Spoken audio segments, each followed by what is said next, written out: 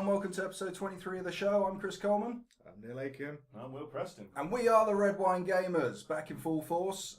Will, where you been?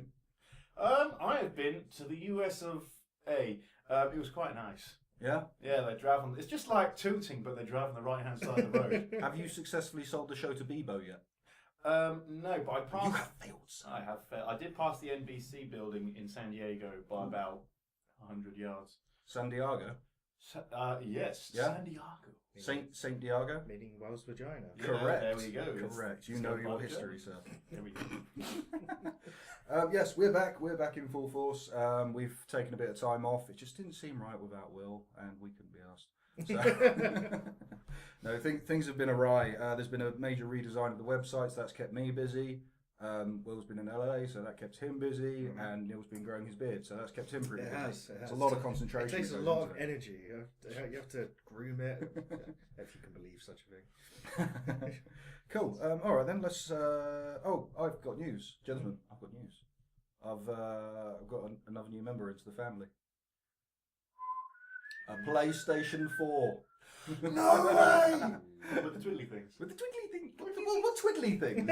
I thought they had motion pads. Yeah, you move it up and down, but you need the camera for the tracking. If you buy the camera, Camera's next week. it's like the Move, except not built into stupid wands. Built into the actual Look like controller. lollipop penises. Yeah, that's it. What games you got? I have what's ever available All on the free PlayStation shit. Plus at the moment. What'd you get? So I've got Outlast, I've got Contrast, I've got Resogun, I've got Cool. Dead Nation. Dead Is that Nation, one? Yeah. Apocalypse Edition, And yeah. then there was something else that's out now, which is actually on the list, so we can look at it later. Yeah, it's just played for it. Very nice. Yeah. Like the controllers. I love Yeah. the remote stuff on the Vita as well. Oh, that must be really nice. Yeah, lets me watch Hulu. Because In the in case you can't do that on your phone, your tablet, your laptop, you can now stream shit to your Vita as well. I won't rest until I can watch TV on my table, in the actual table. Microsoft did try that a few years ago. Microsoft had the Surface So- tablet. The actual Surface table. The world's most expensive coffee Oh, table. I remember They that. kind of never really went anywhere. They just sold a few. They stuck them in yachts, and that was about it. Yeah, a couple of companies have them in their lobbies. They were actually tablets are probably easier than a coffee table. Tablet, like a biblical tablet.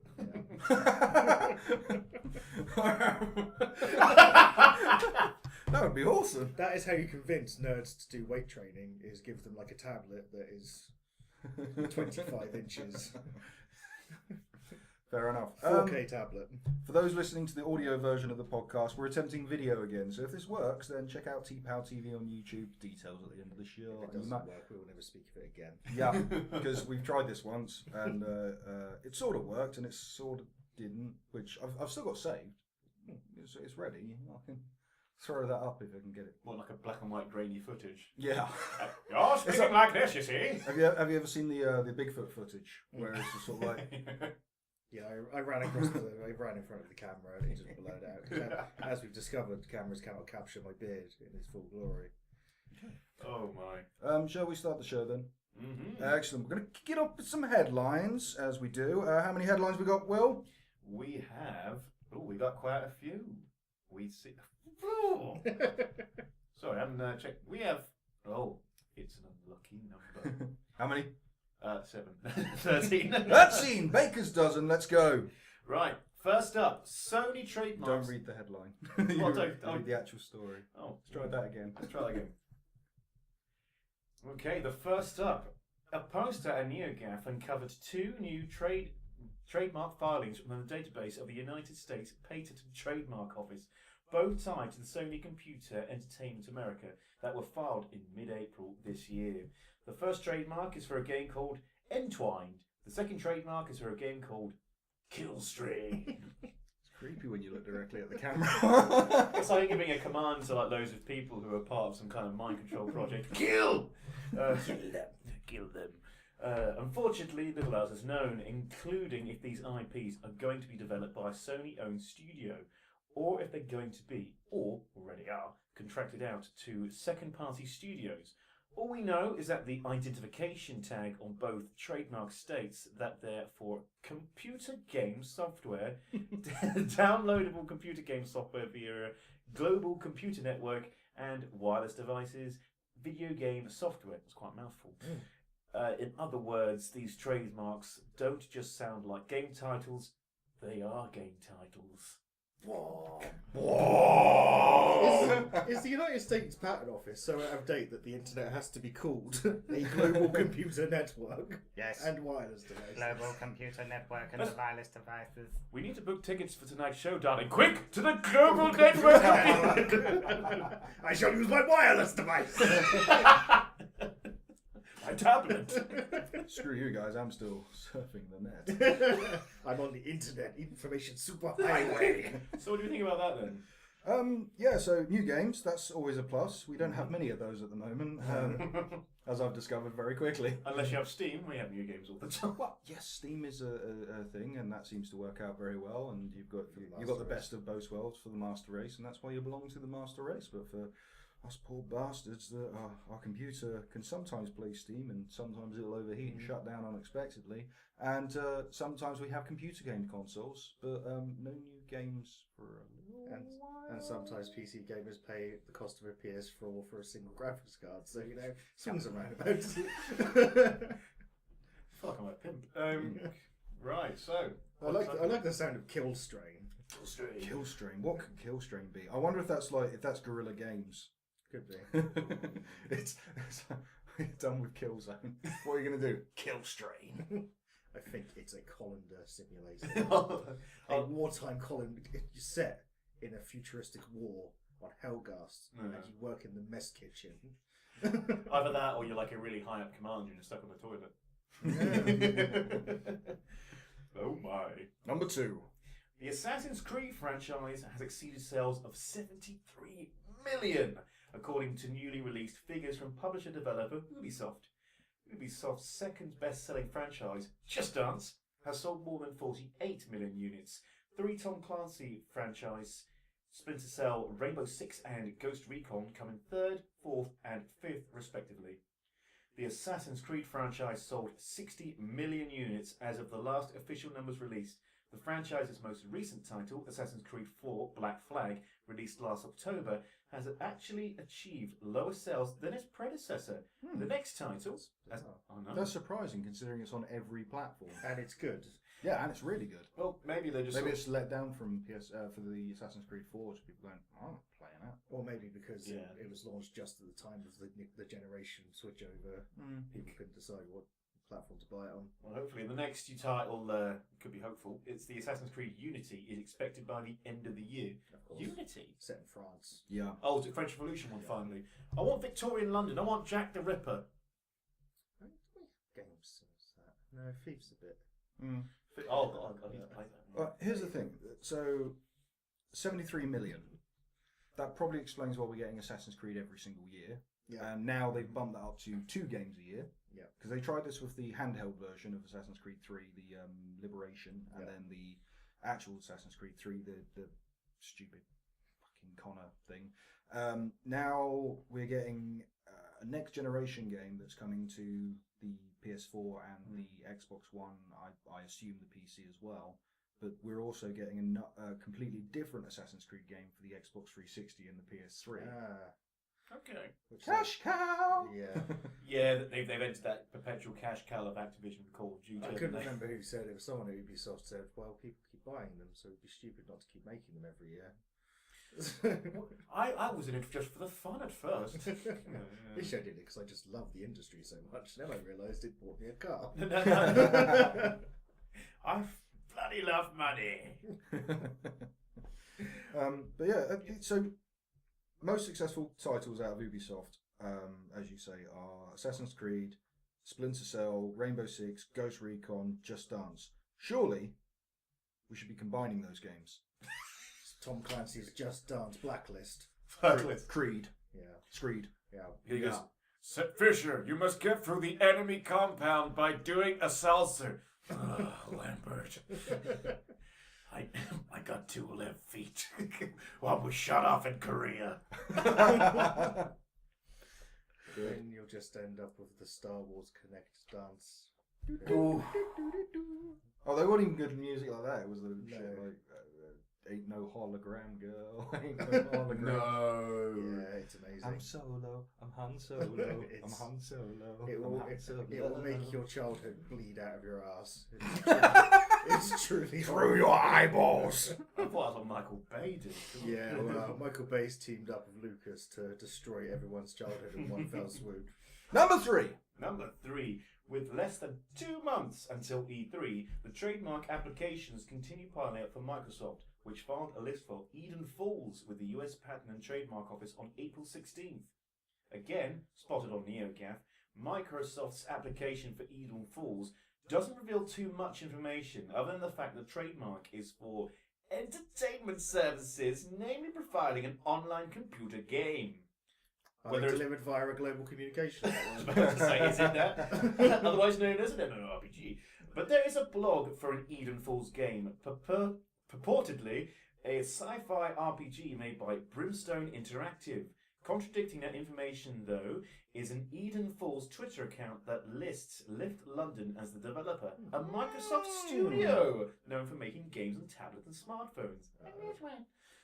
A Microsoft spokesperson has said... Are Google paying you to plug that? Is that why you're holding it up? Sorry, who makes this tablet again? Look at the camera this time. A Microsoft spokesperson has said that the company often acquires various trademarks as part of its ongoing business strategy, but beyond that, we have no comments. So, Eden Falls. Mm-hmm.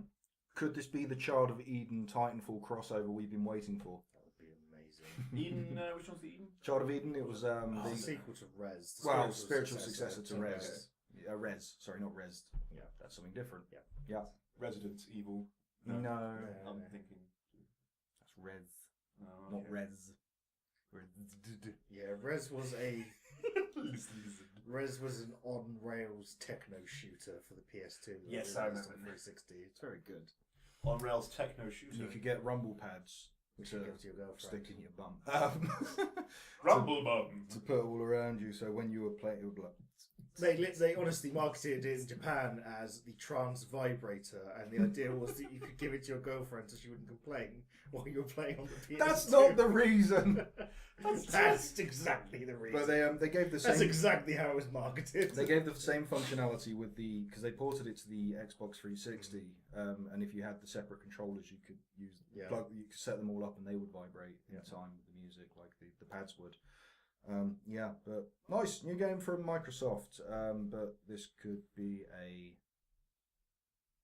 smartphone tablet type game. Why are we doing this? Strangers in the night. Number 4. Number 4. Writer actor Todd Stashwick, the voice of the Uncharted PS4 teaser trailer, is no longer involved in Naughty Dog's Uncharted project. He had been involved with the game for at least 6 months.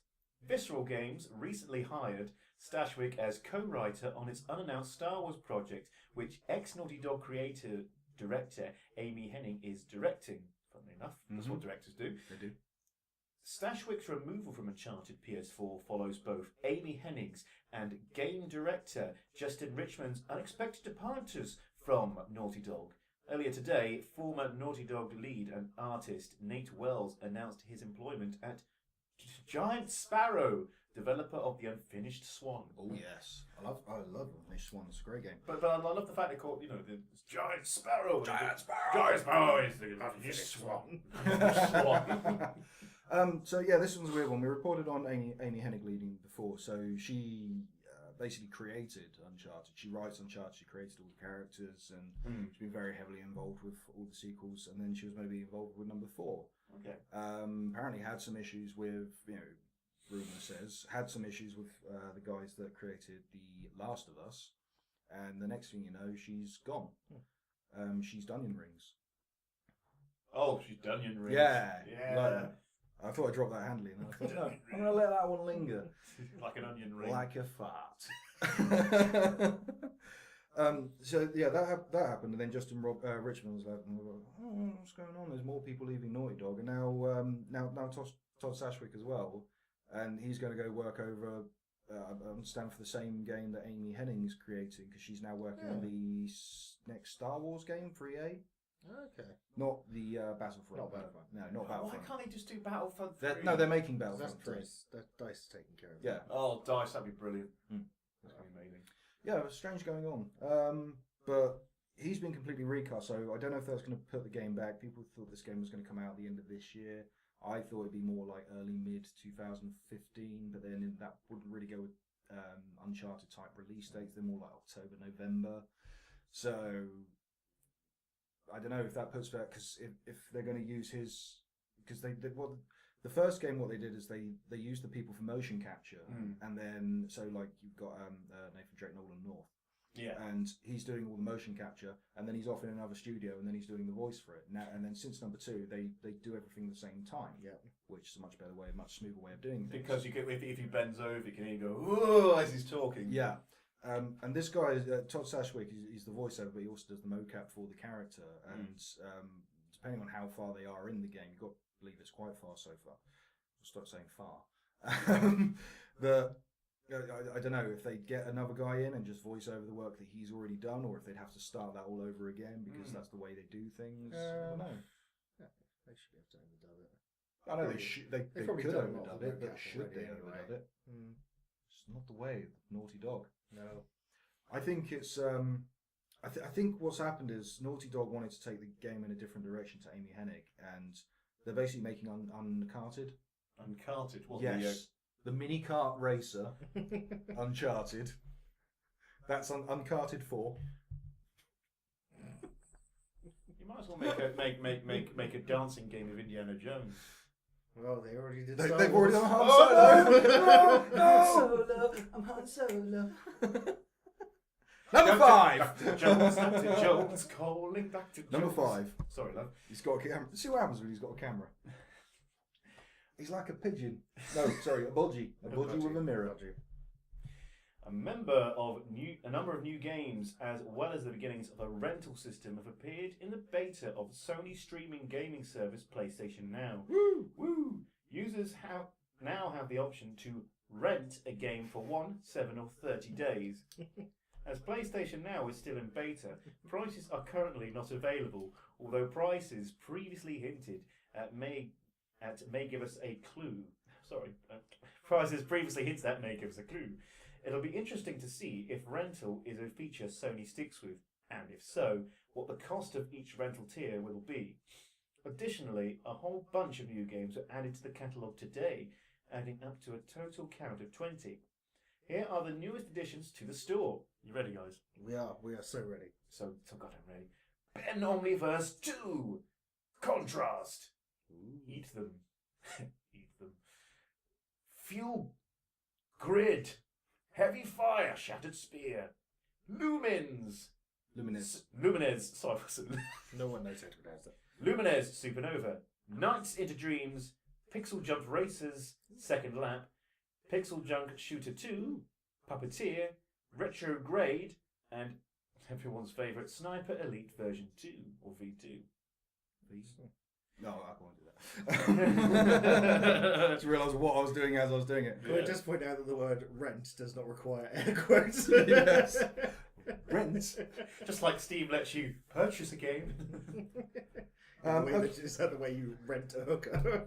Is that what you're aiming for? Is that why it required air quotes? It's like something like I rent my current house. You just lie on the floor. You get no ownership. Sorry. You live in basement now. You are the furniture. So the last we heard of PlayStation Now, there were a couple of games on there. Pricing had appeared in the store randomly that none of the links worked for, but it showed you like £5 rental, that kind of thing, for I think it was Beyond Two Souls, and that was the closest we had, and it kind of took the wind out of my sails for PlayStation Now, because I thought this would be like Netflix. Yeah. You sort of pay a subscription per month, or maybe a yearly thing, or maybe a premium version of PlayStation Plus or something like that. I'd be happy for. And then it seemed like you'd be paying per title. The way this seems to be structured now is a monthly thing, and a 6-monthly thing, and a yearly thing, which I'd much prefer. So let's see. If the rental prices are reasonable, then it's fine. Because I mean, I don't do it because I still think it's a bit weird paying to rent films when I've got access to hundreds of streaming services. Yeah. But a lot of people do it, pay like £4 for a 48-hour rental of a video. So. Why don't you close all the bloody video shops around here? Well, yeah, I mean on like phones and Play Store. Oh, I don't do that. Well, And I look at company that shall not be named. what. The App Store. Mm. Okay. And brief. We shall see. We shall see. We shall see. That sounds interesting, though. Number 6. Number 6. It looks like the classic PlayStation RPG Suikoden 2 is headed to the PlayStation Network. The Entertainment Software Ratings Board issued Suikoden 2 a T for teen rating for the PlayStation 3. T for teen. M for mature. Like chitter. And your mum. U for year, mum. Oh my. What is you for unplayable? No one can play this game, it's so terrible. That defines most of you titles. Carry on. ESRB ratings often serves as announcements for games before they are officially announced. Released on the original PlayStation in 1999, Suikoden 2 was a limited print title that is considered by many fans and critics to be one of the best role-playing games of all time. In the world. Meanwhile, Suikoden 2. Suikoden 1 rings a bell. I think I had an old friend used to play that, and that was your typical top-down cutesy RPG that was kind of like, you know, your old Final Fantasy, wasn't it? Yeah. Well, Suikoden is that's actually what I take when I've got the flu. But Suikoden 2, Suikoden! yeah, helps around here. There's like a little flow going around the nose and things. So Suikoden 2, this was hyped to be this major RPG that was going to come out, and unfortunately the poor planning behind it lined it up to come out the same sort of time frame as Final Fantasy VIII. Clever. Yeah. So it got completely steamrolled just because of the Final Fantasy name, especially after the huge success of Final Fantasy VII. So we didn't, you know, if you played it, you were a fan of it, but you had to be like the sort of elite diehard because you really had to want it. But It's one of those. It's coming late in the PlayStation 1's life anyway. Around that time, they were gearing up for the PS2. I think they were just. When did FF8 come out? Final Fantasy VIII came out in 1998. 8 or 9, yeah. Because 7 came out in 1997, and then you had 7, 8, 9, and then there was a bit of a gap. Well, I think it might have been. Oh no, I think I played it in '99, but it came out in '98. Yeah. Yeah. Okay. Well, that's promising. They can release sort of limited print games. Well, yeah, I mean, we saw it when. Do you remember we used to play on the Wii and they had the eShop and they'd start putting in games that only came out in Japan. Yeah. That was a really good idea, and I wish they do more of that. It's like GOG and Steam now have System Shock 2, which if you didn't get it on the original print run, it went out of print. They did like a budget release, like a platinum release, which lasted a month and then just disappeared. I think it was probably when Looking Glass folded. Well, I've got a print of it somewhere, one of the budget releases. But yeah, it's a lot happening with a lot of digital media now, especially like in the ebook market per se. Like they find all these books that you no longer get anymore. Then suddenly, oh wait a minute, it's gone out of print, but I can now get the digital version because someone's managed to recover the old version. So it's great. It is the way forward. Did anyone hear that possibly fake news story that due to the rise of ebooks, people have started buying copies of Mein Kampf because they could read it without feeling guilty? Like people wouldn't judge them on the tube. I don't believe it. I don't that's the Onion you've been reading. No, it wasn't the Onion or the Daily Mash. Oh god. But yes, let's hope back to the games that were limited or in other countries only. Let's hope that this sort of trend follows on, because when the greatest game sequel of all time, Buster Groove 2, finally gets brought to the UK, I will be a very happy man. I remember Buster Groove very well. I've got Buster Groove. I will in never the living room. run away. Yeah, That'll come out the same time. that's going to be a as let's X2 play. does. Yes. All right then, number 7. Number 7. A now deleted tweet from an alleged Ubisoft engineer teased that a new Prince of Persia game is on the horizon. While the Twitter account of @UbiDrew is now erased, a NeoGAF user captured a screen grab of the teasing tweet referencing Prince of Persia. What next for #Prince of Persia fashion, wrote Drew James, accompanied by an image showcasing the various iterations of the prince. Notably, the tweet references Ubisoft Reflections, which is co-developing the Division with Ubisoft Massive. Ubisoft Montreal has historically worked on the Prince of Persia titles, but the deleted tweet fails to mention the studio, possibly meaning that Ubisoft is rebooting the character and series with a new development team. Right, how many times have they rebooted this game? I remember there was one Jordan Mechner. Only 3 times. Let's see. Right, so Prince of Persia original. You got the original. Prince of Persia 2. Jordan Mechner. Well, late 80s, early 90s, Jordan Mechner. 2 similar to 1. You got 3D. 3D, which we don't talk about. 3D is essentially 3D 1. Yeah. Yeah. So and Prince of Persia on the Xbox. Sands of Time, which again, though it's a different style of game, it was pretty close design to the original Prince. Yep. Then number 2 came, and we got a load of Godsmack in the game. Yeah. Yeah, it was kind of like a new metal version, wasn't it? It was very odd. So there were about 3 on the original Xbox. Yeah, but I'd say because the Warrior Within, I believe that was the that was meant to be a sequel to Sands of Time, but it was so different. That was in the the one look with and the Prince character. of the... Dark Prince. The dark, broody bastard prince. Oh no, not what was With because Godsmack and the stuff. one that ruined it was And when then- they introduced the Oh, that's it. girl. Right, and then they had a sequel to the Godsmack soundtrack one, the Two Thrones or something. Yeah. Yes, yes. Yeah, Two Thrones. Twin Thrones or something like that. Twin Snakes, Game of Thrones. Yep. Prince Prince of Persia, Snake Eater. Prince of Persia. Snake Eater, yes, that's on. And that was actually a really good game, but not a lot of people got behind it because of the Warrior Within being a little bit dire. All of the ones on the Xbox were pretty solid. Yeah. They were certainly fun. Then the 360 PS3 one was just the Prince of Persia, or it was just Prince of Persia. It was created, yeah, they just. And that's where it was voiced by Nolan North, and there was a woman in there who I think she's quite a famous voice actress, but her name escapes me right now. And they had lovely American accents, and were groovy and cool and ripped, and yeah, it was very silly. And I don't think And we've it kind of vanished after we that. had like a mobile Couple of mobile port of the versions. original one. I think the original one came out to the arcade at some point, but So it's only been rebooted twice so far. So it's overdue a reboot. Okay. But again, I'd argue because Sands of Time is so similar to in the style of character to the first one. I wouldn't say it's a reboot, maybe just a retelling. Yeah. Maybe. And then the character was redesigned after that game, but during the same story. It's very odd. That's pretty weird. Now I'll take over. You can if you want. Lovely! Number 8! Underneath. During its Game Developers Conference 2014 panel, Quest for Quality, maximizing relationship between creative and production, Sledgehammer Games revealed an image showing an in-game character models for the next Call of Duty. It's a man. He's an army man. You can show it to the camera if it'll pick it up. I think it Look will. at his nose! Look at his nose! It's a man. It's his nose. It's a big man. There you go. Sledgehammer's Call of Duty, which will release this fall, has been in development for nearly 3 years as part of the new development cycle for the series. The unannounced title will be the next gen first, according to publisher Activision.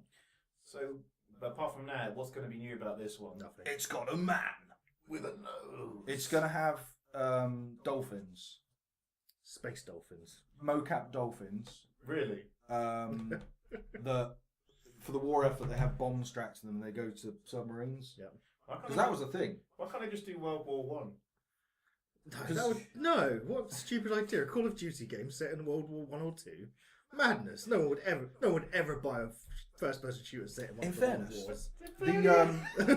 the main audience that are fans of the Modern Warfare and Have never Call of- played one of the exactly. World War II They shooters. probably don't know that it existed as No. a World War game. Well, the last Medal of Honor that anyone's heard of was Medal of Honor fuck swearer that no one played. I played. I'm not playing these. Medal of Honor Beards was a good one as well. Medal of Everyone Honor- had a beard. Yeah, that was a terrible game. I actually was disgusted playing it. You heard me, EA. Or Warfighter. Not Warfighter. just So Medal of Honor. Warfighter was just the most retarded name and broken game. It was. Yeah, it's a terrible game. I was like, I think I got it in the Origin bundle. I was looking for my unplayed Steam list the other day. I was like, why the fuck do I own Medal of Honor Warfighter? It's the stupidest name for a war game. It's a Warfighter. Dustbin Man Cleaner. River swimmer. It's like a sequel to Ghost Simulator. Yes. Number 9. The Xbox One will launch in Japan September the 4th. Microsoft has confirmed. The news ends months of speculation about when the company's latest console will be available in the Japanese market, and seeing as Sony's PS4 arrived there in February. There's no news about how much the console will cost, though 48 game developers, including the likes of Capcom, Squenix, Sega, have all pitched support into the console for this region. Yeah, that's good. Squenix, that's a good way of putting it. Square Enix. Yeah. They're just down road as well. Up road. Yeah, it's by the shopping centre. It's Squenix office. Look at that, Dad's there. I go, Chris, how you doing? So Get us some milk from the shop. When will they you? announced they're doing Final Fantasy 13-3, I think it were. Because they can't be bothered to come up with a new universe. Well, that's when I get to leave a bag of shite on their doorstep, set it on fire, and knock and roll Is away. this why I keep seeing tiny Japanese men with massive hair outside the Morrisons? Yes. Massive hair. Yes, that's probably it. No, we have Square Enix down the road. No, good news. They're finally releasing in Japan. I'm sure that'll be 50 very happy Japanese people. I'm sure that will steamroll the 6-month head start that Sony has now had. Yeah. So yeah, Xbox and Xbox 360 are very popularly known as not being huge in Japan. But it might be different now because the 360 launched in Japan. It had massive Japanese support behind it, and the reason they didn't go for it, speculated, is because it's Microsoft. It's an American company. Now, if you go over to Japan, the biggest item, the biggest piece of technology that everyone owns, iPhone, California. So I don't know. Maybe it's the fashion now. Maybe it's time. Maybe it's time. It's time for the Americans to break into Japan. Oh, didn't they try that in the 40s? Oh, sorry, too soon. Sorry, you can cut that bit. No, I really can't. And with that bad taste. No, I'm hoping it does well. They've recently announced that I think it's they've had 7 million Xbox Ones shipped and 5 million sold. Okay. So that's Good pretty start. cool. They're I think the highest the highest selling game at the moment is Titanfall.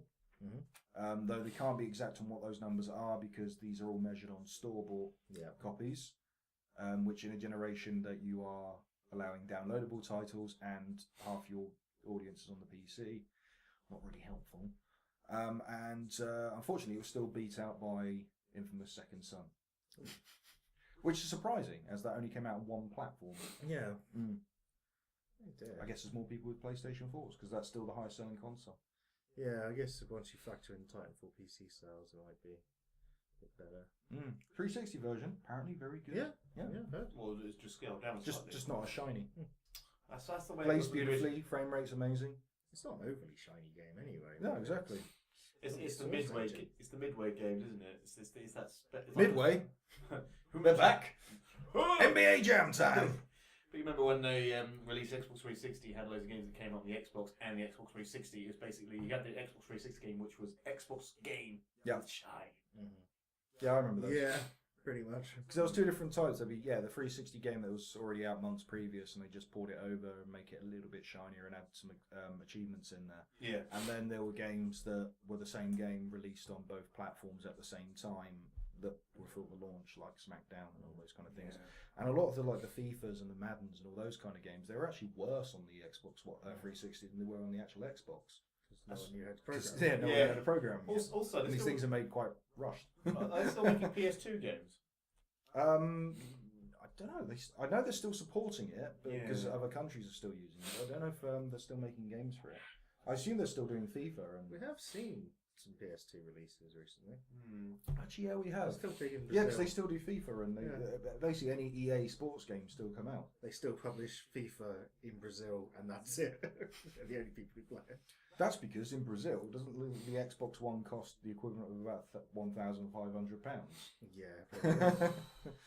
Number 10. A modder on Seven Sins has discovered that in a recent 1.12 update for Grand Theft Auto 5, the source code which is added alludes to the existence of a jetpack. Since Grand Theft Auto was released, one of the greatest secrets has been the mystery of Mount Chiliad. There are multiple different symbols and pictures of UFOs littered all over the game's map, but nobody has been able to fully solve the riddle. Many players believe that unlocking the mountain secrets will reward the player with a jetpack. It now looks like that may be coming in future DLC. Well, speaking as a PC gamer, I don't know anything about this. Didn't someone release a mod that added like a UFO recently? In this game? Yeah. I don't think so. I'm pretty sure I saw something about there being a pilotable UFO, which may be that they've. You need a modded console to play. I reckon it'll be DLC in the future. But it might just be that they've. I'll look into it. I did see a dead alien under the ice on YouTube when I was talking about secrets in the game. I'm like, ooh, okay. They're taking what they did in San Andreas and pushing it further. But yeah, they can have a jetpack. Wasn't there an unlockable jetpack in San Andreas? Yeah. Wasn't that like the big secret? So a lot of people believe that there's going to be a jetpack in this one. And I looked at the code, and yeah, it's the way the code is written is very similar to the code that they've written for parachutes. So maybe it is. So it's like a reverse parachute. Well, I'll say reverse parachute. It's going up like that. It's the shittest jetpack ever. Well, you have to buy some Mentos, some Diet Coke, some duct tape. And there you go. Duct tape. Thank you. Number 11. Nintendo has announced the new Wii U bundle for Europe, bringing together Mario Kart 8 and 32GB Black Premium console. The bundle will be available from May 30th and contains everything you expect in the box, including a black Wii U gamepad, controller, and sensor bar. Alongside the hardware bundle, Nintendo have also confirmed that 2 new Wii Remote Plus controllers will be available. The first is a Princess Peach themed theme remote, seen previously. The second based off Yoshi and comes in green with a white shell. Anyone tempted by Nintendo yet? I think they might. No. Oh, No. I owned a Wii. I had a Wii. Everyone owned a Wii. I had a Wii once. That's because they were cheap as chips. They were bloody cheap, but they didn't have the games that I wanted. I only got it for Resident Evil games. Game. Hey, they had 2. Oh no, they had the light gun games as well. The light gun game was a bit naff, but I had to anyway. And I tried to get it with the old thing that turns your Plastic. the bit of plastic infrastructure that turns your pad into a gun, but they only had the cheapy knockoff ones because apparently the official ones were, gold dust, weren't they? They couldn't get hold of them. No, I think that's probably just Game wanting to sell their cheap stuff over anything official. Yeah, so new controllers, that's great. They go alongside the Mario and the Luigi ones. So if you are a player of the latest Super Mario World, what was that? Land World, something like that. The Wii U one where you could all be cats and you could play as Mario, Luigi, Peach, and Yoshi. Now you can combine your controllers and play like I that. think it was 3D World. No, 3D World was the 3DS version. Obviously. I think it's Super Mario Land U. Who knows? Stupid name. Super Mario World U might be. Okay. Who knows anymore? Number 12. Sony have announced that the upcoming massive PlayStation 4 update 1.70 will be arriving in Europe on April 30th. A tweet from the company announced the update will include both Share Factory and an option to switch HDCP off. What's that? Shall get to that in a moment. Thank you. This will be launching at the end of the month. Presumably, North America will be getting it around the same time. Share Factory is Share Factory is a new rich video editor app for PlayStation 4 that makes it easy for you to customize your gameplay videos. These videos can then be uploaded to Facebook directly or on a device connected via USB. The update will also see you be able to preload games you've purchased ahead of release, meaning that the clock ticks over to launch day, you'll be able to play them instantly. Nice. Finally, the option to switch HDCP off means that you can capture directly from HDMI out, Nice. which should make things significantly easier for anyone wanting to create longer clips of gameplay or walkthroughs, because that's been a pain in the arse. That's excellent, because I was slightly worried because I bought the Elgato for the PS3 and it's like, I'm not going to use this anymore. If the PS4 doesn't support it. They'd updated the Elgato to support the PS4, but PS4 hadn't updated to support. What's the Elgato? That's the capture device. Capture Right there. device. Have a look. Oh. There you go. So, arigato, Mr. Elgato. That's correct. Indeed. other boxes are available. Yes, other games are available. That's amazing. But this is good. Mike, our guy who works, he works on the Unhinged Gamer videos, all the game guides and stuff, and he does a lot of those predominantly through the PlayStation 4. And he has to use theirs, and he's timed on how much he can capture and all this kind of stuff. So That's nice. And then he has to, I believe he's gotten around it by uploading it somewhere, then downloading it back to his PC, and then re-uploading it after he's edited it. It's a complete, it's a right old kerfuffle. Rather than just capturing it straight to PC. Nice. Basically, HDCP is a form of DRM. It encrypts the HDMI, so only two HDCP compatible devices can talk to each other. Say no more. I hate And HDCP, they were the guys that created RoboCop. Yep. Excellent. Number 13, Baker's Dozen. DICE have introduced new higher performance servers in a bid to tackle Battlefield 4's ongoing rubber banding issues. Ooh. Oh dear. Oh, does that mean I'm over here and I'm over here? Yes. A post on the Battlefield blog, claims that Blog. the B blog. A post on the B blog claims that the issue, which worsened following the launch of Naval Strike DLC and sees players randomly teleport around the map due to connectivity issues, should hopefully be resolved. The company explains a significant amount of testing was done before the servers were published live, and improvements are already being seen in 64-player matches. There's your problem. I mean, like, Titanfall limit you to 6. Yeah, the whole point of Battlefield is silly amounts of I players. know. Look, you what was that? MAG. You want to play MAG? 170 odd players or whatever it was. 256 eventually. Stupid. If I want to do that, just play PlanetSide. It's free. PlanetSide. Other massively multiplayer games are available. EA is defending the rocky launch of its multiplayer shooter series many times, saying it's all Microsoft's fault. Previously, a number of issues were scheduled for fixing, including sprint death and enemies not taking damage. DICE has said that it will not work on future projects until Battlefield 4's issues have been sorted They said out. that, but then they also said they weren't working on any DLC, and then they released Naval Strike. But anyway, I'm guessing they resolved the main bugs. So my favourite Battlefield 4 bugs so far are the random ones that came out at launch. They got patched pretty quickly. The one they patched on PC to fix a sound issue, which then, if you fired a pistol, everyone's sound went out. That was a good one. My personal favourite, when I bought the game because it was on sale, I load it up and just get an audio loop crash and speak to a lovely man in India who tells me that they are working on resolving that issue. It's like, I just bought this game. Yeah, we just patched it and broke it again. It's like, I just bought this game. I always look out for... It's been out for 2 months. I don't play Battlefield 4, but whenever there's an update coming up and they put it on on news sites and stuff, I always look out on different blogs and podcasts and stuff just to hear what's been fixed and in turn has made something else break. I know the general rule in programming that every time you touch code, you are likely to break something. Yes. Fucking hell, DICE. Do some QA. Okay, we're at headlines, so we're going to crack on with some confirmed release dates and some rumoured release dates and stuff. So, Tales of Huts will be working its way to North America in the winter of 2014, exclusively on PlayStation Vita. It's also confirmed for release in Europe and Australasia, though there is no word on a date. GameStop have listed an unannounced version of Walking Dead's Game of the Year edition for PlayStation 4.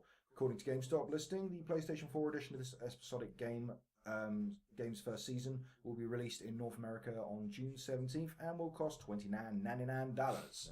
And that's episodes 1, 2, 3, 4, 5 and 400 days, I believe. Okay. Because I got the same one on my Vita and I bought that for $14.99 and then they released it for $6.99 on sale 2 days after. Awful Things on sale at the moment. It's very good. Is it worth picking up? We'll talk about that later. Excellent. Lovely. I'll check later if it's still like £7. I'll definitely get that. Grand Order Sport, an all new installment. Grid Auto Sport, Thank an you. all new instalment of Codemasters Racing Series, will be released on PC, 360, and PS3 on June 27th in Europe and June 24th in the US. It's my poor writing. It's your writing. Mm. Bloody hell. I word things very stupidly. I go in and edit the agenda before every podcast and insert random vowels. Me no brain. Threat Rhythm Final Fantasy Curtain Call will launch on...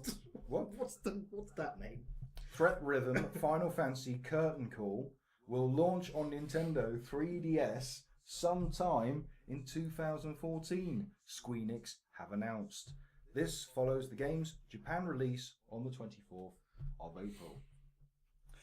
What kind of name is that? It's a Final Fantasy name. They have sequel names of 13, 2 and 3. Sounds like a Fond villain. It's not Threat Rhythm.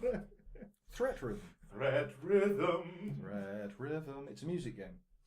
It better be. And you like on the, because they released touchscreen one. The touchscreen ones. You got the stylus and you follow the little lines around with the beat. Mm. They got it on the iPad. I'll show you. No, please don't.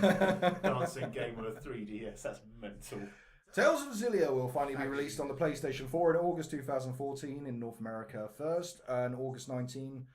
Then European territories on the August 22nd. The game was originally released in Japan on November the 1st, 2012. You look like you want to say something. No. Okay. BioWare has announced that Dragon Age Inquisition will be available on October the 7th in North America and on October the 10th in Europe for PlayStation 4, Xbox One, PS3, Xbox 360, and the Master Race PC. It's looking good. Though its story is looking a bit Oblivion. Portal opens, shit happens, chase it back in. So it's basically Man Bear Pig. Man Bear Pig, yeah. Man Bear Pig. Stargate, Elder Scrolls Online. It's many fantastical storylines out there. Namco Bandai, or soon to become Bandai Namco, have revealed that the next game in the Ultimate Ninja Storm series, Naruto Shippuden Ultimate Ninja Storm Revolution, will make its way to North America, Europe, Australia in September. Konami has announced that the platform-exclusive DLC currently available for Metal Gear Solid 5 Ground Zeroes will soon be available to all, regardless of your console choice. The PlayStation exclusive mission Deja Vu will be available on the Xbox 360 from May the 1st in Japan, while the Xbox exclusive Jamais Vu will be coming to PlayStation 3 and PlayStation 4 on the same date.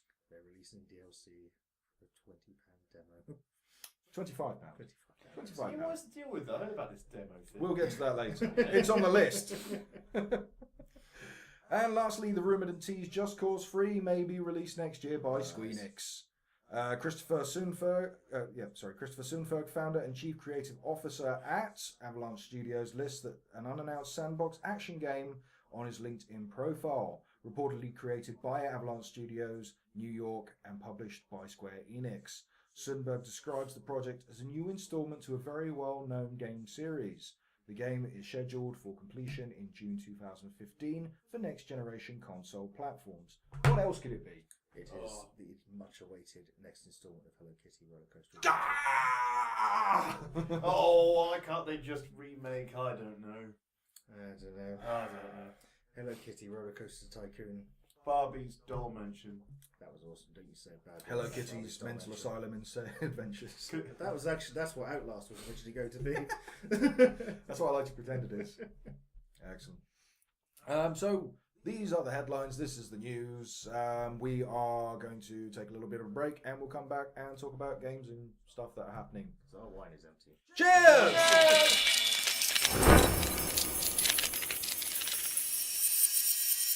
Hey, we're back, and we are going to do, as we do the things we do, and those things we do are the releases. We're going to talk about the games that are coming out over this week from the Friday, what date is it today? The 25th. 25th, dating ourselves.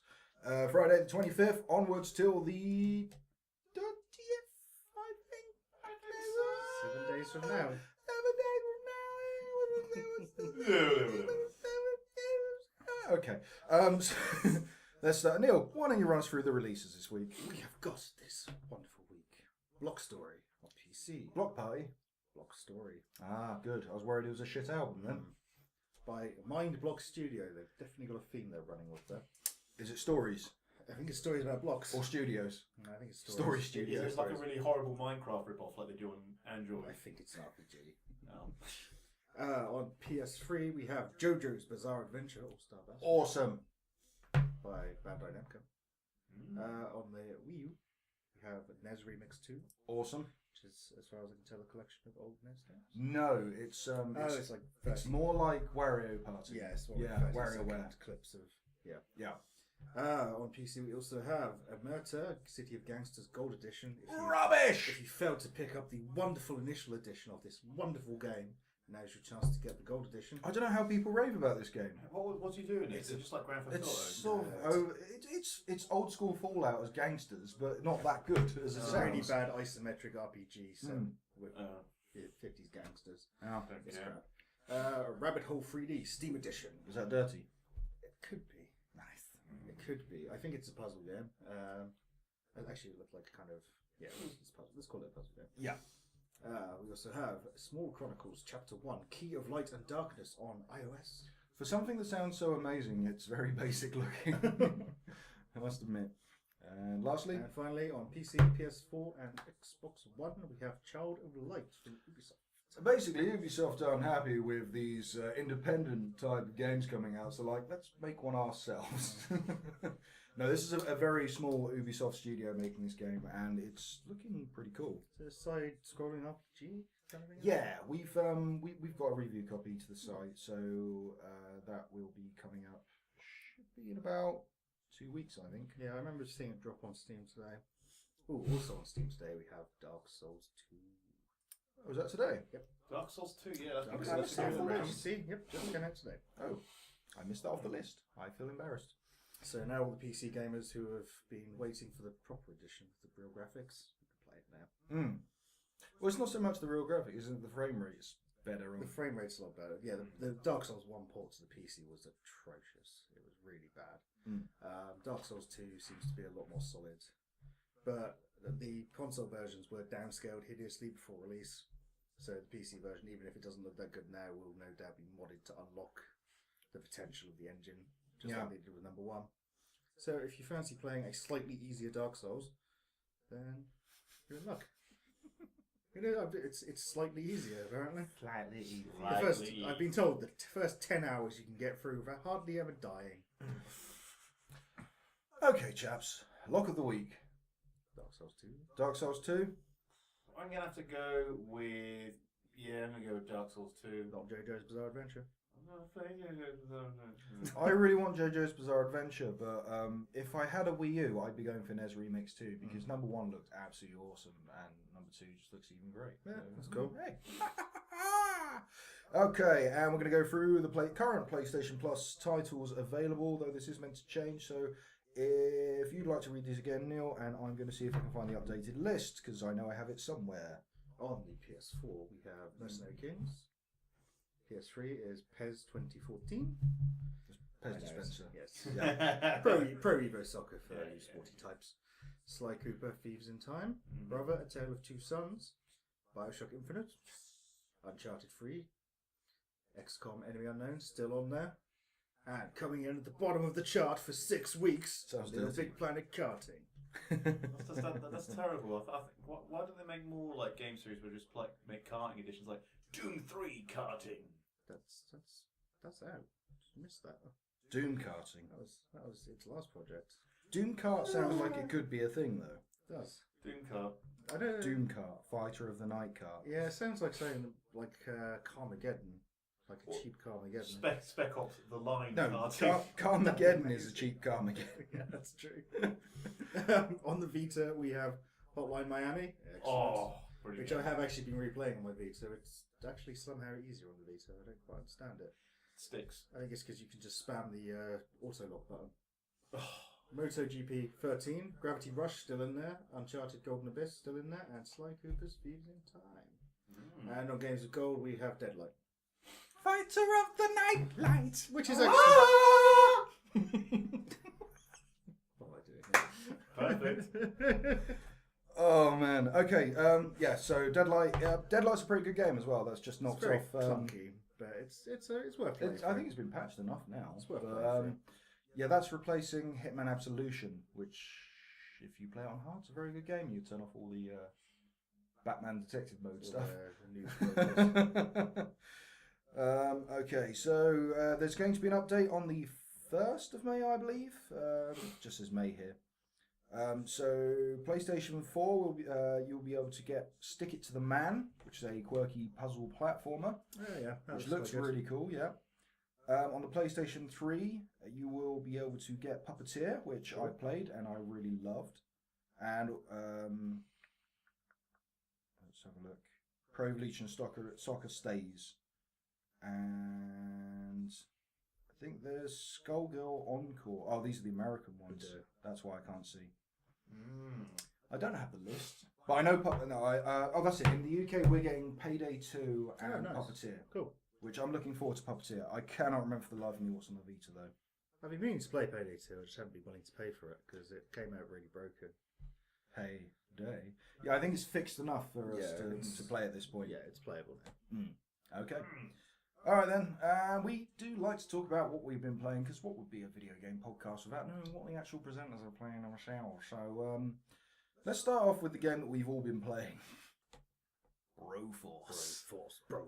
Broforce is on early access right now on Steam. You can go directly through the site as well. If you just Google Broforce, go into their site, you actually get a little bit cheaper than you do on Steam.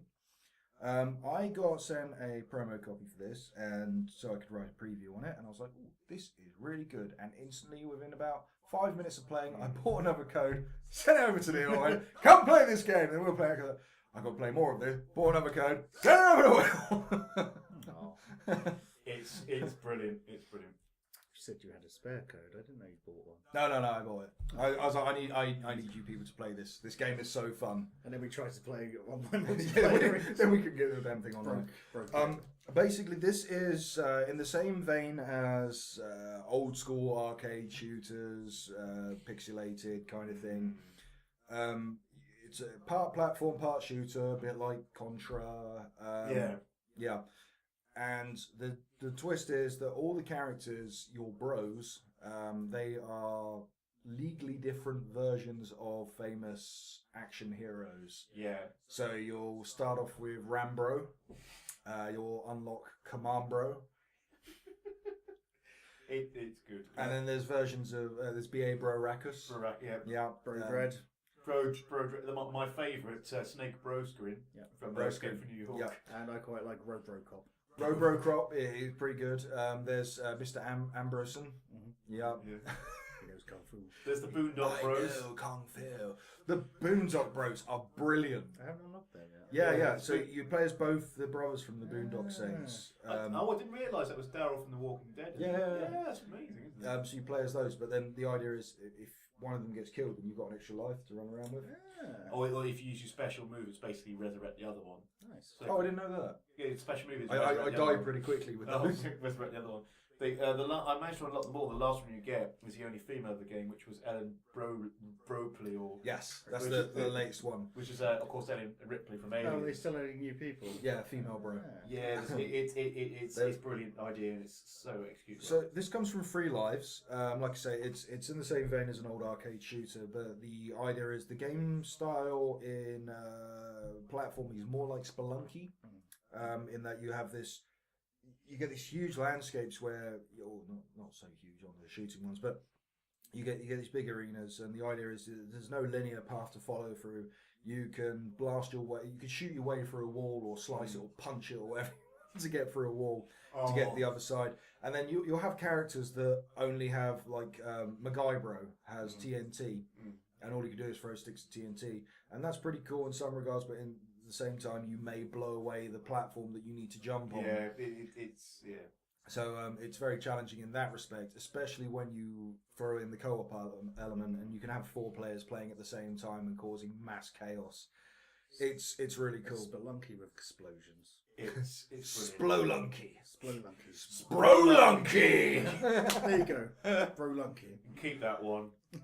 The objective of the game is you start off, you have your bro, and you have to you pass the checkpoints that raise the American flag, which are answered with a Sylvester Stallone each time, and then you have to rescue prisoners from cages who are seemingly indestructible because you can blow the cages, but they're okay.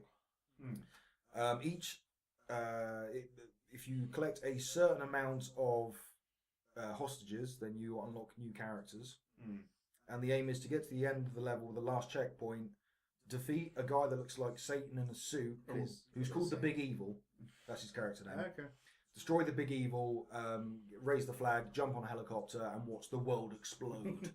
Unless you're on a boss battle, then it's defeat the boss and watch the world explode. It's they recently added 2 characters. They added Brochetti. Brochetti, yeah. And Bronan the Brobarian. Bronan the Brobarian is a terrible character, but he's my favourite at the same time. Just because his special move is he jumps in the air and hits his sword down. It's not that. It's whenever you do it, he goes, "Aye!" I need to unlock more. He's so good. They're adding more characters. It's a beta game though. It's early access. There's so many things wrong with it, but at the same time, it's so fun. Play through all the modes if you get hold of it, because they are. I've been playing through those. They are absolutely brilliant. We tried to do some co-op online, and we couldn't seem to get more than 2 people in a lobby without breaking it. Not 2 people. But that was Oh, sorry. You could get in the lobby. We couldn't get 2 people to join. We can get 3 people to join the game. Yeah. Yeah, it's we had loads of problems, but it's promising when we eventually get there. I mean, you can do it locally. Can you do a mixer locally? Or not? You can do it locally, I think but I think you can have 2 locally. 2 people on one where you can play it. I think you can play it online with 2 people local. Oh, okay. I didn't know that. Yeah, I think that works.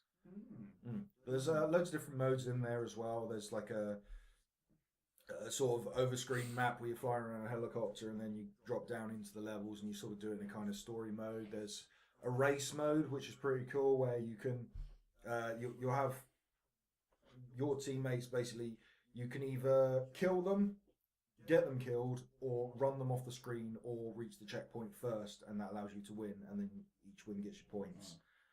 And there's another mode, the explosion run is the hardest thing on there, but it's so good. What's the explosion run? You'll start off in cages at the start of a level, and it's one of those levels that move the screen. And you have to keep up with the screen. But none of these levels are in the actual the game level, the campaign levels. These are specially made for this level, and they will be filled with big grunts with Gatling guns, landmines all over, and all this kind of stuff. And the idea is, if all of you die, no one gets a point. One of you has to reach the end, but it's so stupidly difficult. That sounds cool. It's so fun. I think that's a challenge. Yeah, I'm really enjoying it. I can't wait to see what happens when it finishes. I've actually written a preview for this game up on bigredbarrel.com, so feel free to check that out. Good. Vlog. What else? What have you been playing, Neil? You've been playing something else. Yes, I've been playing Space Engineers on PC, which is just updated with survival mode and multiplayer. The game I've had for 4 months and still not played. Yep. It's also on early access. It's also Steam early access. It's Space Minecraft. Oh, I heard about this one. I like Minecraft, but I find it a little bit tedious occasionally. Doing that all the time? Yeah. So I've been playing this instead. Oh, It's got proper physics. Oh, yeah, because it's a space one, so yeah. So we went into creative mode with Sean the other day, and I built a gravity cannon, which consisted of building. You can build stations, large ships, and small ships, and you can attach blocks to them. Right. So that's cool. My gravity cannon consisted of a line of gravity generators, all set to negative acceleration, so it acts as it pulls. It pulls rather than Sorry, it acts as a repulsive force instead of an attractive force.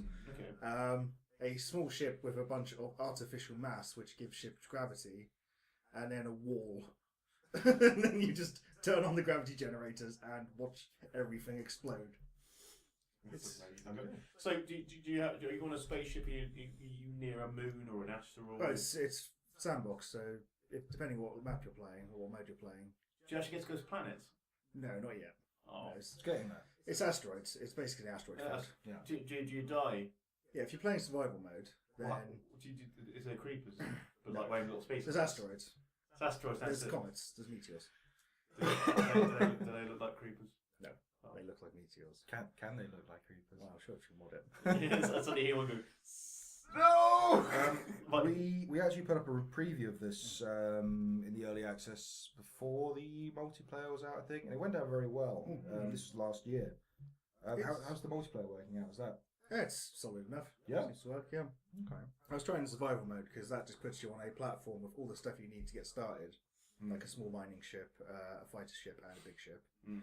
And then just a platform with various tools that you need. Okay. And the idea is just to build ships, mine and build ships, essentially. Okay. But you can put it into, you can set different, what's the word, safety of the area.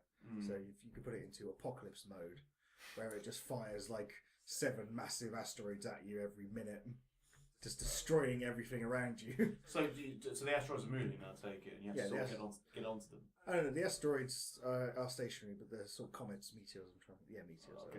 I think. So do you just come do you- down, destroy do you everything. build bridges between comets, the asteroid? No, you can if you've got a jetpack. Space. Oh, I want to build bridges. Well, you can if you want. In space. Space bridge. You can if you want. But yeah, That's cool. there's a lot of potential. I don't know what they're kind of planning to add in the future, but people have been building some cool stuff like a space crossbow and like a gigantic orbital crossbow. I'm just using it to build super weapons essentially. Yeah. That's my plan. You're evil. Yeah. That's good. Can you build like a laser on the moon? No lasers yet, but you can build. Could you mod a star with weapons that could cause death? Sean and I were thinking about this the other day. It would have to use some kind of gravity laser. cannon. Laser. Hasn't got lasers yet. What about lasers sharks? yet. No lasers yet. No sharks with freaking lasers on their heads. We discovered you cannot, unfortunately, attach rockets to an asteroid and fly it. I hope that should be added in a later version. I call it the Alan Parsons Project.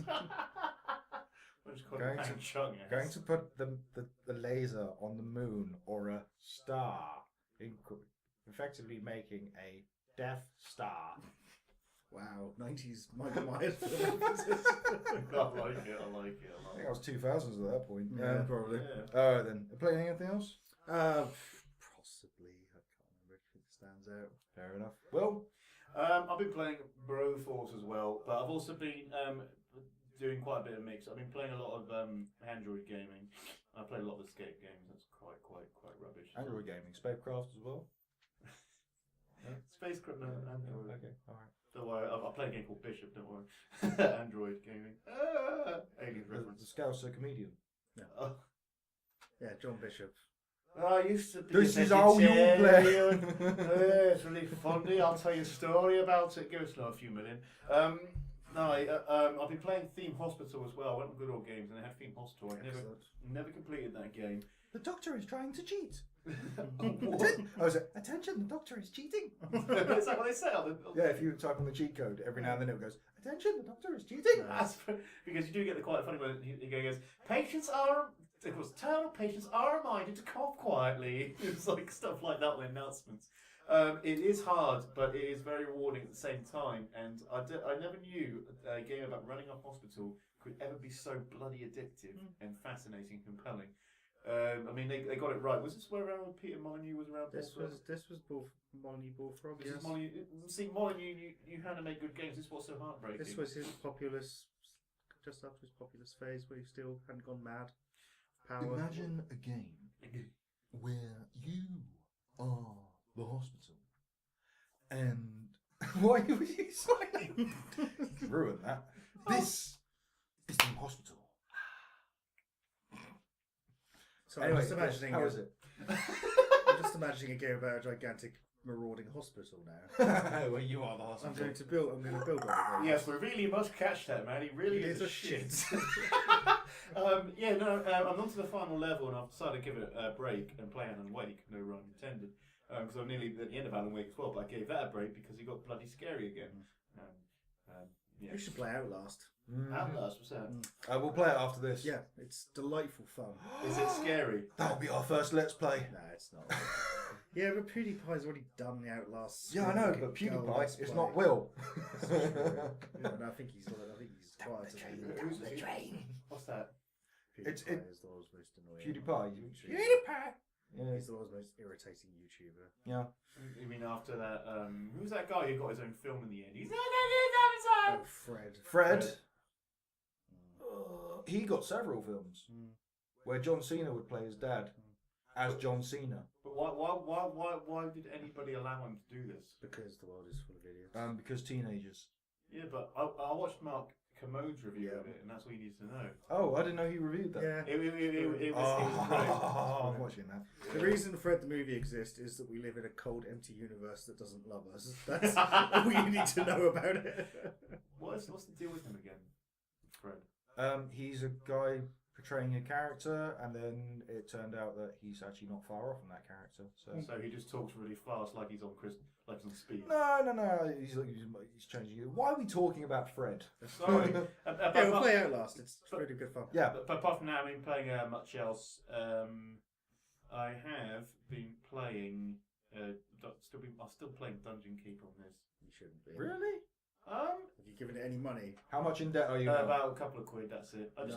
I bunged a couple of quid. No, that's not good You enough. fund the big evil machine. It's actually not bad. I The mean, big It evil is machine. bad. It is everything that is bad. well, I completed the original Dungeon Keeper. Well, that's good. That's a game. That red fella on the cover, yeah, he's in charge of it, yeah.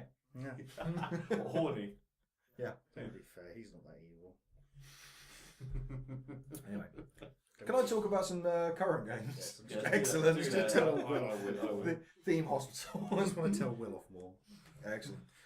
So yes, PlayStation 4, to celebrate the new PlayStation 4 that I've got, I've been playing Infamous Second Son, the third game in the Infamous series, which I've played and enjoyed both the previous games. This time it takes you away from Cole, the original character. If you didn't know, the original games start off, you were a courier called Cole, who goes to deliver a package that explodes, and then he wakes up with super electrical powers. Super magical powers. Yep. And the first game is set in like a kind of New York that is fictional, and then the second one is set in a kind of actually I don't know where it is. Let's say Chicago. Why not? No, it's not Chicago. I know where it is. I just can't remember right now. They've just had a WrestleMania. Is it Hull? It's not Hull. Infamous Second Son. It's New Orleans. Thank you. Prototype York edition. It's Narlins. It's fictional Narlins. This time they've actually set it in Seattle, which is where the publishers are set. Anyway, And a load of hipsters. So and a lot of hipsters. It's like based in Speaking of which, you play Delson Rowe. Delson Rowe. A hipster American, Native American. Native American as in native to America, or Native American as in people there before Indian. Indian. Yeah. Did when you say he's a hipster Native American, is he ironically a Native American? No. He comes from a clan. He comes from a Native American clan, and he has the heritage and all this kind of stuff. And they've got this whole community and stuff. But he doesn't want to be. He doesn't really care about being part of that. He just cares about tagging and stuff. And God bless America. yeah, So and he wears an ironic beanie and What is that actually a trilby? and a plaid shirt underneath a hoodie. So he's a twat. With a denim waistcoat over it. Sorry. Oh, for a minute, under the hoodie. It's like, how do you know he's wearing all this under the hoodie? No, he's got the because you can see the shirt under the hoodie when it closes up, and you're like, you can see the collars. And then he's got the hoodie over it, and then he's got a denim jacket over that, and you're like, you must be baking. So Seattle's quite rainy. Anyway, you start the game as Delson Rowe. You're having a nice day of tagging, and you are caught tagging by your brother, the sheriff. And then there's a big truck crash that's transporting prisoners, conduits, characters with powers, and they escape. And you end up grabbing one of them and seem to have the powers of Peter Petrelli from Hero and absorb his powers of smoke. Not the most exciting power by the sounds of it, but playing it, it's more smoke and fire. Okay. But they just call it smoke. Now, the thing is, with these games, the first one, you had the elemental damage of electricity through coal. And then other characters were bad characters you had, and there was sort of like pollution and rubbish, and it was weird stuff like that. It's like Captain. Yeah, it does sound like Captain Planet. It really was. And then the second one, it was electric, fire, and ice. And this time around, they've gone. So the powers you can take hold of are smoke, neon, which is an element. It's on the periodic table. Yes. It is technically an I know. element. Video. That's not. No, it's not an element. You're supposed to kill the radio star. And concrete. Not earth, not gravel. Concrete. Okay. What about vinyl? Is that an element? Vinyl is not an element. Oh. Because he's a hipster and all, you know, you might want some vinyl. Over his plaid. The power of plaid. That would be my power. Is moustache an element? Plaid. Oh my god, I'm Scottish. Come me bloody ha! Like that. And there's a big sea of shirts, hipster shirts, just pop out my hands. Oh my god, it's like Shoreditch. And I'll like pull them down or fly off the propulsion of the shirts while I'm wearing a trilby. Or a fedora, even. Or a baggy. As you run through the city, vinyls of Def Camp for Cutie fall behind you. Def Camp for Cutie do a song in the game, which is a cover of Nirvana because it's in Seattle. Oh, what song is it? Heart Shaped Box. Sounds exactly like the Nirvana version as well. So essentially, it's like Stereophonics doing Yeah. Plays of Glad Race. It's a really good game. It's fun. It's beautiful looking. It's like it's the first next generation console game that I've had a look at that actually looks like it's a next generation console game. 'Cause it's not been ported anywhere else. Yeah, it looks really really good. I played the majority of it through the remote play on the Vita. Really seamless. I'm really enjoying the remote play stuff because that allows Anya to watch TV and me to play it on my little screen. I really enjoyed it. Need to address the balance of power here. Yeah. But there's they've just done an update to it as well, and it allows you to, because the game is 30 frames a second. I think it's 30. Yeah, and it at points, because it's a PlayStation 4, it will jump up to a higher frame rate. Okay.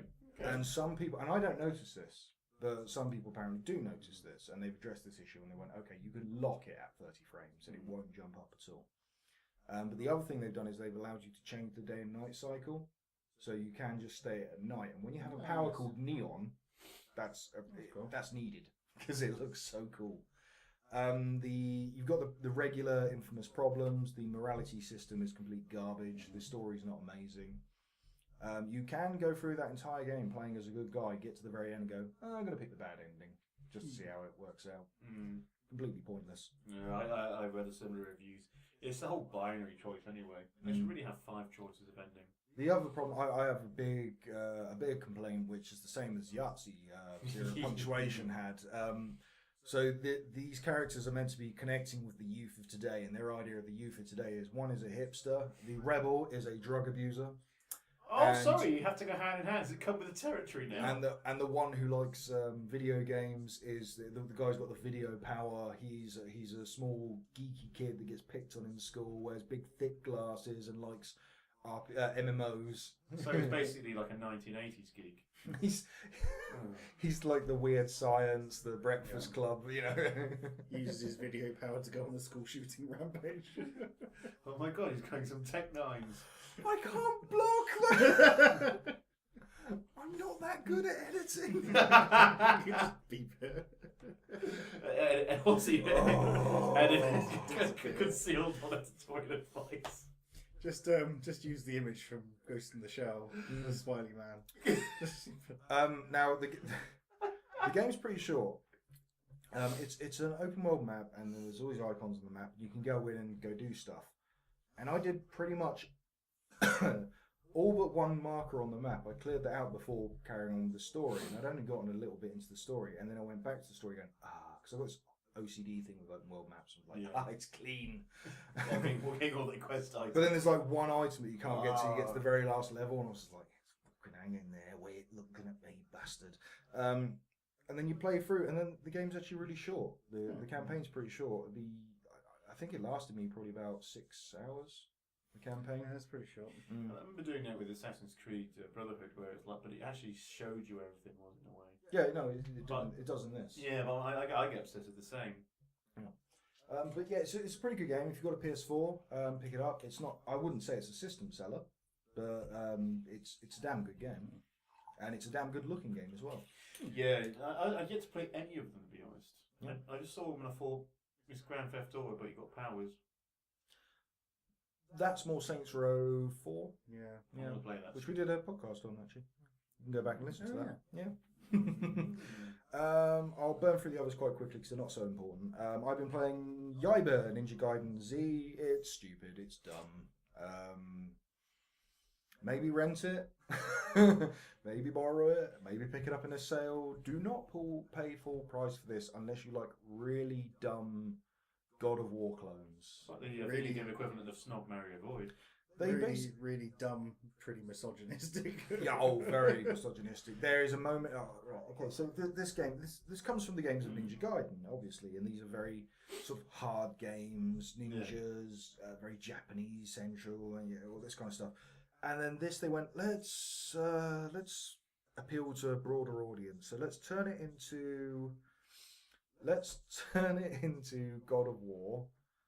And star a character that isn't Ryu, whatever his name is, and have him fighting this guy. Basically, the main character of Ninja Gaiden kills this guy that you're playing as, and then gets brought back as a robot cyborg ninja who swears a lot and loves bras. He loves not bras. boobs, not boobs, bras. As in brass. Bras. Braziers. Why does he like bras? I don't know. There's a moment, and it's so retardedly stupid. It pants on head retarded. Or bra on head retarded. Bra on head retarded. Bra on I'm head not sure you retarded. can say that. That pants on head retarded is my favourite expression. You are not taking that away from me. I don't care. There is a moment where you have to throw a zombie, because you can pick up a zombie and then throw it at something, and that'll make thing work.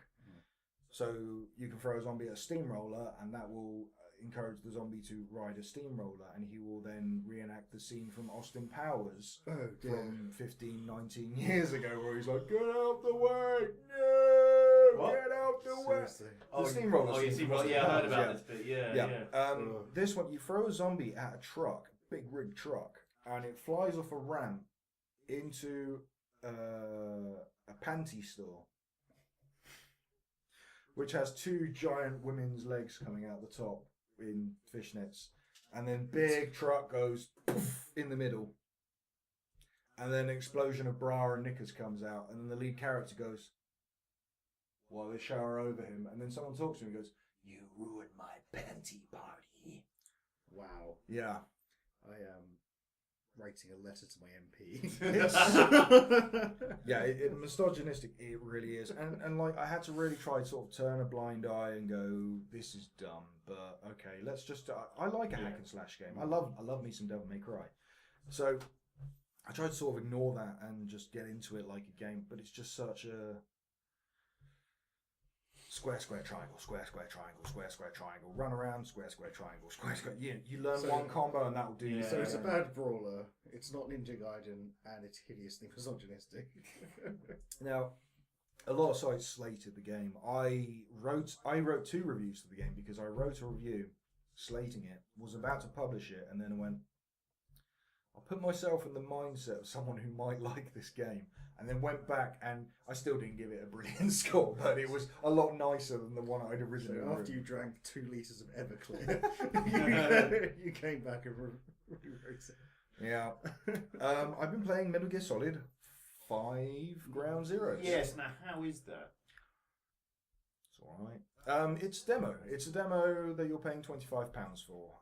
A lot of people have said it, and a lot of people complained, and a lot of people have gone in defence of the game and said, well, actually, no, because it's a campaign, and it's a campaign that if you're speedrunning it, some people have completed it in, was it 25 minutes? Something like that? Something stupid like that. Kojima said it's roughly 2 hours of story content. It's 2 hours of story content, including opening, cutscenes, credits, after credit scene, all that kind of stuff. Surely a demo would be 8 hours of story. And the defense is that there's so much content to do around the game, but they're all side missions, and I'm not so interested in side missions. I play a Metal Gear Solid game because I like the story, and that's another thing. On this game, I like a Metal Gear Solid game because I like that stupid campiness that comes in this otherwise real, the realistic looking characters, and then this cybernetic, unbelievable technologies and stuff, and then they just were, and here's a guy that shits himself. I love that stuff. This is very different. Yes, I hear it's quite controversial. I heard about the ending. Yeah, I won't talk about the ending because Yeah, people haven't. There's a lot of controversy surrounding it. Yeah, but the bad guy is like Mr. Skullface or something, isn't he? Or Because he's got a face that looks like a skull. because he looks disfigured. Is he actually called Mr. Skullface? Yeah. Does he go? Yeah, I'll get you next time, Solid Snake. Yeah. No, he's called, I think it's just called Skullface, but not Mr. Skullface. Mr. Sorry. Skullface, do. Is he actually referred to as Skullface by people, or is it like a nickname they came up? You see him at the start, and then he goes away, and you never see him again. But I think he comes up with a little subtitle going Skullface, voiced by Joan Rivers. Oh! I can't get the plastic surgeon in my house anymore. And speaking of voices, so there's no David yes. Hayter. David Hayter does not voice Big Boss. They've tried to separate the character because Big Boss is meant to be older than Solid Snake, or Old Snake now. And that's the thing as well.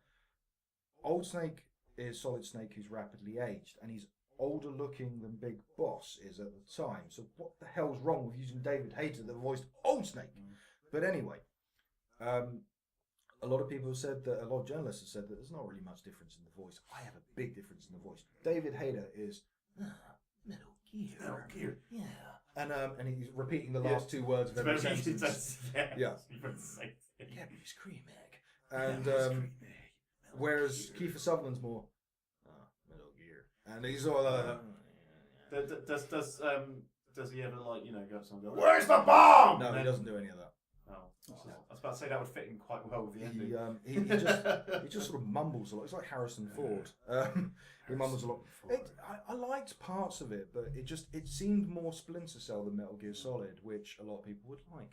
Not me. I don't know. I think I had to grit my teeth and really try for the third person element they added in with Metal Gear Solid 4, and I accepted it, and I got used to it, and I liked it.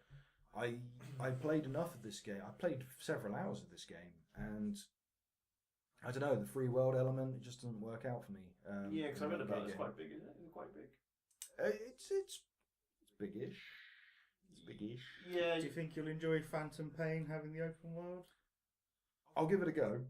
I'll still give it a go. But yeah, this I don't know. I don't. That's the thing. I don't think for what's there, you've got to really want to do bonus missions of find X amount of dog tags, find X amount of arm patches, find X amount of prisoners, that kind of stuff. You've got to really want to do that to pay £25 for a demo. Because otherwise it's a very short game. I work out value for money by basically saying how many hours of entertainment are we going to get out of this? How much do I get paid an hour? Work out if it's worth it's basically worth my money. Well, now, Goat Simulator, 4 hours of entertainment. I borrowed a PS3 version. I'm tempted to buy it for the PS4 just to give it another try. Interesting, the PlayStation 4 version is the only version of the game that doesn't have clouds. Sorry, what? Clouds? Yeah, this is good. I like this. Apparently, the game, the PlayStation 4 version of the game, the sky is so well rendered in that version of the game, they can't render it that well in the other versions. So they just stuck a load of clouds in the sky Okay. to cover the sky. Yeah, fair enough. I thought that was quite interesting. Yeah. I've been playing Surgeon Simulator iPad edition. Yeah, so how does that work on an iPad? Yeah. A lot harder than the PC version. Seriously? Yeah. How do you control it on the iPad? It's so weird. You got one finger to move, you don't get depth. So you pick up an object with 2 fingers, Right. and you scroll over, and then... Oh no, sorry. You got one finger to pick up an object, 2 fingers to scroll over, and then you tap the finger. Okay, so rather than pushing the hand down and moving... But you're not moving back and forth. It's just doing it at will. You're sort of aiming by tapping something and then just jamming it, and it's so hard. I can't get past the last bit before I unlock, because you get a load of regular surgeries. I'm stuck on dental surgery at the moment. I keep choking the guy with teeth. More teeth! Just picking up teeth, going, put it in the hole, put it in the... Oh.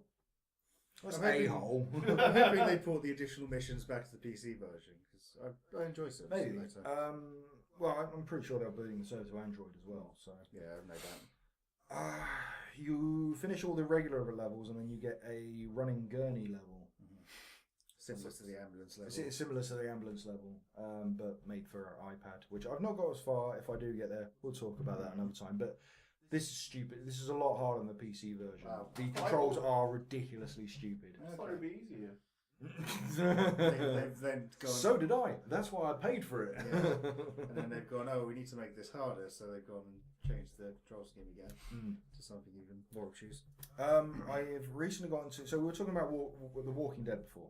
You stopped playing. She got fed up. No, I still playing with with a a character. Yeah. How far did you get? I completed the first season. Excellent. Did you do 400 days? I did that too. Yep. Good. I only rescued 2 out of 5 people, I think, on that. Okay. Or 2 of 5 people joined the camp at the end. I played 1 to 5. Mm-hmm. I bought 400 days, and then there was a big problem with trying to retrieve my save. I played through once, and I went, oh, I've missed one character, so I went back to play it again. It allowed me to play it again, and then I saved it, and then when I came back to it, the save wouldn't load. And then through my girlfriend playing around trying to load up The Walking Dead on her profile, she somehow managed to retrieve my save. So I thought, excellent. So I played through 400 days again, and I got 4 again. I went, sod it. I'm not trying it again in case I lose my save. So I started playing Walking Dead Season 2. So how is that? Oh, it's very good. Compared to Season 1? It looks better. It doesn't look a million miles different, but it looks a bit better. You are playing as Clementine this time. Yes, I know about this. What can you tell us about what happens in it? I really can't tell you anything. That's the problem. I don't know why I listed this thing. But, we were allowed to tell spoilers about the end of Season 1 of the video game. no, because Neil's not got there yet. He gave up because one of his characters died. You know the RV scene? Oh, yeah. I just went. I reloaded about 4 times and went, nope, there's no way to get around this. Fuck this noise. Never got back to it. There's a horrible bit later. Yeah, I'll never find a horrible bit. You start in episode 1. You start the game with some members from the previous game. In episode 2, you find another member from the previous game, which is pretty cool. But that's all I'm going to tell you in storyline. As vague as that is. How much did it cost at the moment? I bought the season pass, so and that is very poorly labelled, by the way. You have to. I bought the season pass thinking that's going to give me all the games. Yeah. You've got to buy episode 1, then you buy the season pass. Yeah. And So I bought the £10 season at the moment. pass, and it was like, no, you need to buy the first episode, then you buy the season pass. I didn't wait for them to all This is come on the out and Xbox. get I don't know if it's different on the PC. Well, yeah, it wouldn't be like that on PC. Steam is still about a tenner for the first one or something like that. But what I did was wait till they all came out, dropped in price, and I bought them because I'm a horrible vulture. Well, that's what I was going to do. I was going to wait for the Vita version because I've recently started playing the first season again on the Vita, and I thought I'd just wait till the second season comes out on the Vita, but they keep delaying it, so I thought, I'll give it a go. But the thing that sparked me to go play The Walking Dead Season 2 was A Wolf Among Us. Yes. My original plan was to, because Walking Dead, they were very good with their release schedule. They would come out 1 every 2 months or 1 every month. I can't remember fully, but I remember it being excruciating, waiting that little period of time for the next game to come out. Wolf Among Us, their original idea was 1 a month, and 1 a month. They've not kept to that at all. Because I think the first one was October, September, something like that, and we've just had the 3rd episode, and now they're trying to work out when the next one's going to be. It's still not announced. This is based off the DC comic series Fables. It's a prequel to Fables, in fact. You play Digby Wolf, Big Bad Wolf. And have you read Fables? No. Or you know Fables? It rings a bell. I went to a comic book shop in Camden last weekend. I think I saw Fables.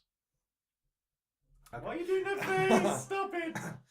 So, alright, Fables, DC Fables. It's all these different fairy tale characters. Oh. There's like a big war in their land, and some of them have escaped to our world, and they live in New York. In like a Bronx kind of area. So it's kind of like American Gods by Neil Gaiman. Yeah. Very much so, yeah. And they have to keep themselves disguised to look human by using these things called... nope, it's forgotten. MacGuffins. MacGuffins. Glamours, that's it. Spells called glamours that make them look human. And this is a prequel to that comic book series. So you're playing Digby Wolf and you're essentially solving the murder of someone, and it's a lot better story-wise than Walking Dead, I think. But that's probably because I liked the comics beforehand, which in itself, if you like the comics and then you then play this game, you know the outcome of a lot of stuff, which is a little bit annoying. How many comics have been out of Fables? They're still going. I mean, several hundred, and there's several different series as well. Oh, I was about to say, because if it's like The Walking Dead, I'll just catch up on it. Because I've got all the Walking Dead comics. But then again, Walking Dead is split out into separate comics as well now. Really? Not as heavily as Fables have. Fables have I was like about to say, I've only got sort of they have about 5 different series run now. So when you say split up, you mean different storylines? yeah, there's like a main storyline which is called Fables, and then there's like it'll be like Son of Fable, King of Fables, that kind of thing, and they'll split off into different comic book arcs, but they'll sort of follow the same path in different ways. Okay. Like the like in Back to the Future when they're explaining the timeline, it's like Marty, and we are here, and Jennifer will be here. You haven't seen my my 3 Back to the Future posters, which are the film posters, which just explain the timeline of each one. Oh, cool. Yeah, I've got those on my wall. Wolf Among Us, worth getting. I'm really enjoying it. Yeah, I noticed it's on the PSN Easter sale. I think this one still runs to like the start of May. It's PC, Xbox 360, and PS3. No Vita version yet. That's what I was holding out for, but then I got impatient. Yeah, I'm tempted to pick up the PS3 version because it's still about 15, 20 quid on PC. Yeah, I definitely get the console version. Plus, that's a platinum. That's an easy platinum. Same as I'm tempted to play. I don't hunt achievements. I don't, but I know people that do, and I know they don't play Telltale games, so I'm quite tempted to just go through and play all of them, even the bad ones. Just play Walking Dead on the Vita and then the PS3, and then get double platinums. Play all the Sam and Max games. Oh, I've yet to play. I don't think Sam and Max is on the PS3. No, it's on the Wii. Of course. Yeah, because Telltale made like the Strong Bad game, didn't they? Oh, I did play a little bit of the Strong Bad game. I did play the Strong Bad game, which was also on the Wii. Yeah, I remember that. Yeah, I wanted was create a light rave.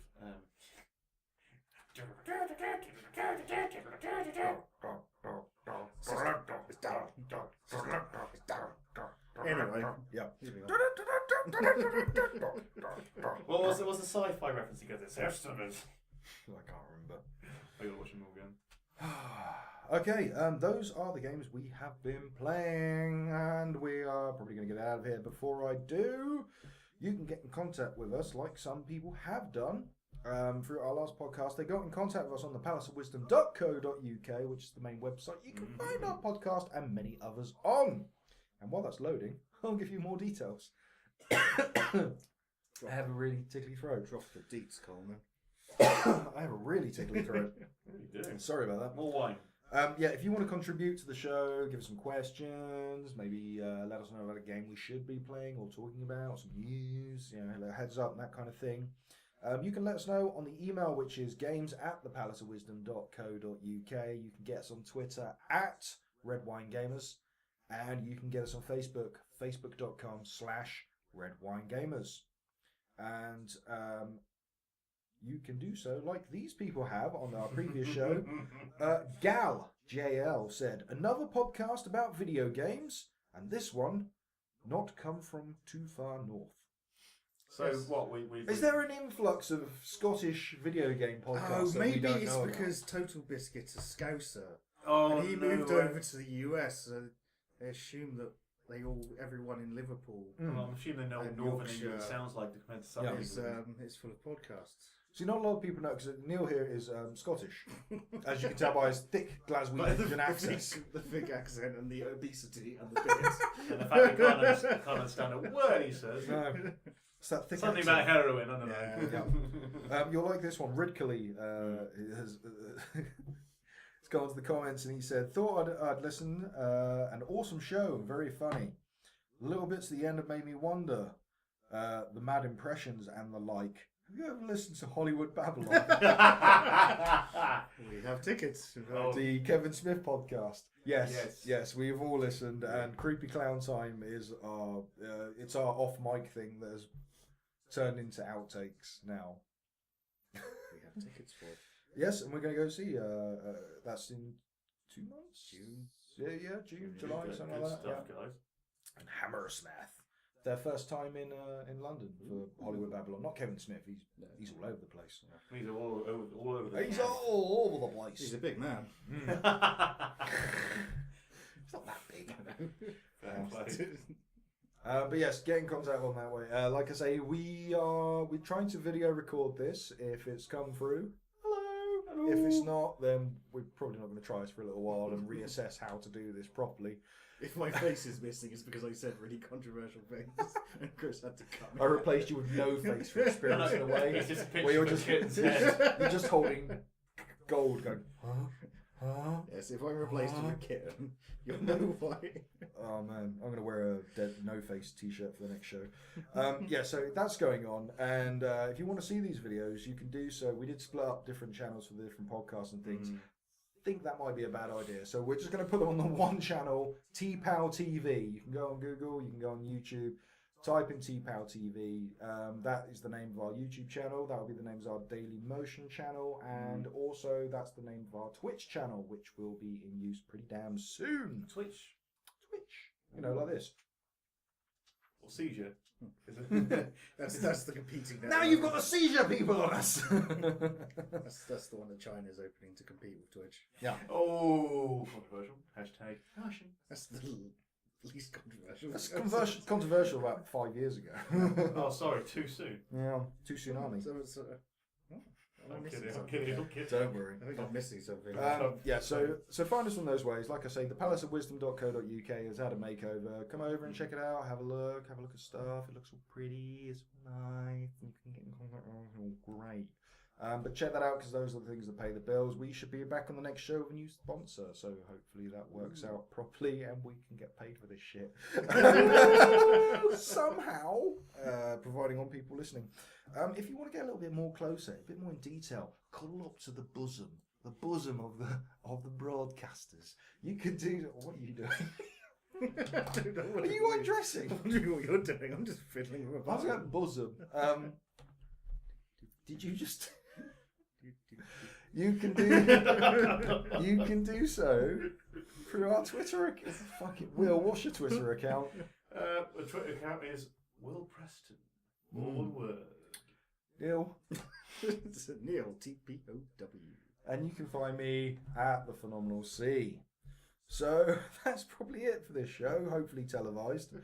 Not even televised. Video fad. I'm expecting Mr. Blobby to come out anyway. I'll get the costume. So you know I'm working on the soundboard. I was trying to find a perfect rip of the theme tune to Noel Edmonds' House Party. You know that?